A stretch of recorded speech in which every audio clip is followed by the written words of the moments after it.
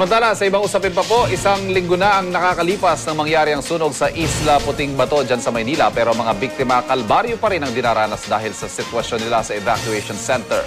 Alamin natin ang latest doon. On call si June Veneracion. June. Ivan, talaga namang kawawa pa rin ang kalagayan ng mga evacuees dito sa Dalpan Sports Complex. Sahig ang kanilang tulugan. Minsan walang banig.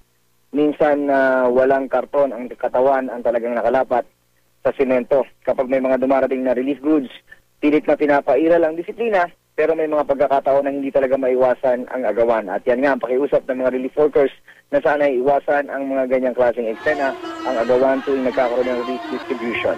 Lahat na yata na nakausap namin, Ivan, gusto nang umalis dito sa Dalpan Sports Complex, pero wala silang magagawa kundi magtiis-tiis pa.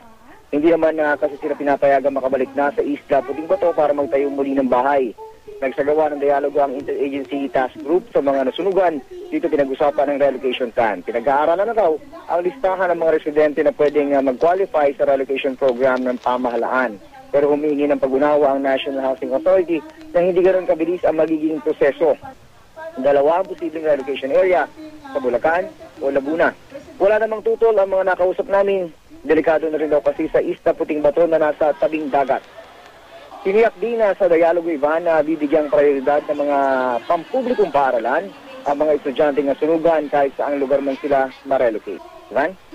June, linawin ko lang, hanggat walang malinaw na o magkakaroon ng solid na plano sa kanilang relocation, dyan muna sila sa evacuation center na yan. Yun ang malungkot na katotohanan na dapat harapin itong mga residenteng ito, Ivan, dahil kailangan nila magtiis nga dito sa siksikan, sa napakainit na Dalpan Sports Complex. Ang sinasabi naman itong Interagency Task Group, Ivan, ay wala pa silang maibigay na eksaktong date kung kailan mangyayari yung relocation at wala pa rin eksaktong lugar kung saan nga gagawin yung resettlement dito sa mga nasunugang residente ng Isla Puting Bato.